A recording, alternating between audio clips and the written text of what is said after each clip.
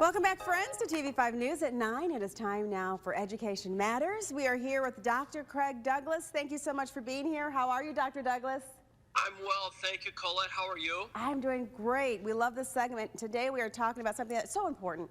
We are talking about substitute teachers. Now, Dr. Douglas, there is an ongoing, as we all know, teacher shortage, especially for substitute teachers. So what are some of those extra challenges that subs may face in the classroom, Dr. Douglas?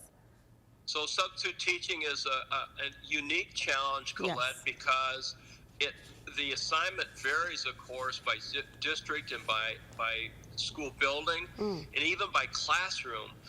There's vast differences, obviously, between elementary and middle school, for example. So substitute teaching is an adventure, it's a challenge, and it's very, very rewarding. Those who sub and do well really appreciate and value their experiences. Yeah, you know, Dr. Douglas, for someone who is saying, you know, I'm interested in being a sub, what requirements do they need to meet? They've been streamlined, Colette. The last 3-4 years, due to shortages, there's basically 3 main check marks. 1, pass a criminal background check. 2, you need 60 credit hours or more from an accredited college, and that coursework can literally be in anything as long as the college is accredited. And then 3, you have to apply for a permit. There's a variety of different permits. I won't go into that today.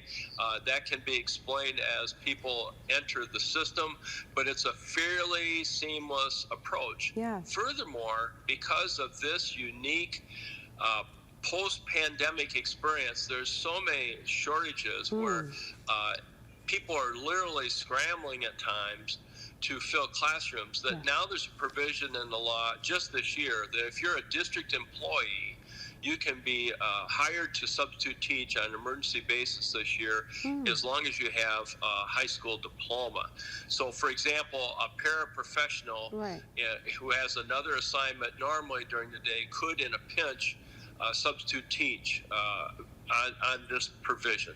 Okay, well, that's great to know. So if someone's interested, Dr. Douglas, what you say, the first thing you need to do, what's their first step? Well, there's a variety of pathways. I'm going to suggest contacting the local school. Why? Because the relationship there will help the prospective substitute teacher, and will figure out the best way to navigate their system.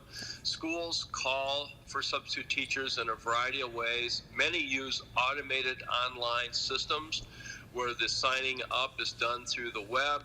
And I think the school district can be the best source of advice.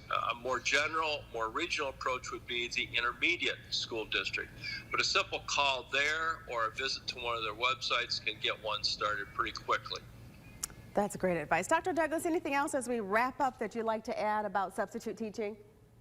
Yeah, 2 things. One, with these automated systems, Colette, you can specify grade levels, subject levels, districts, buildings, days of the week. So, for example, and I'm going to talk now to parents of college students.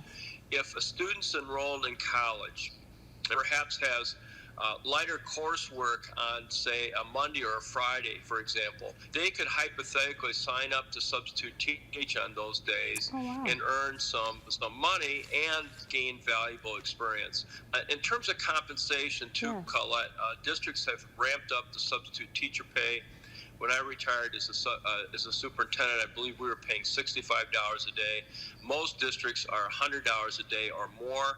One district I'm aware of, Hemlock, has a very innovative compensation schedule where if you substitute teach a certain number of days in a month, you get a greater rate of pay the next month. So there's an incentive to come back to Hemlock.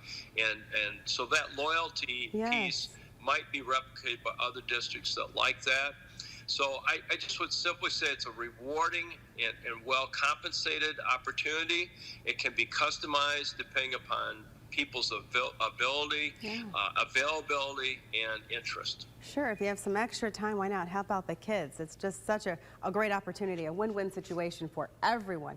Dr. Douglas, thank you again for this topic. A lot of things that people did not know about, but we do need substitute teachers. Thank you, Dr. Douglas. Thank you, Colette. If it even entices Yes. one more person into the substitute pool, it's been well worth it. So thank you so much. Take care and be well. Of course, you as well, Dr. Douglas. We appreciate having you. For more information about today's topic, check out the lifestyle page. That's at WNEM.com.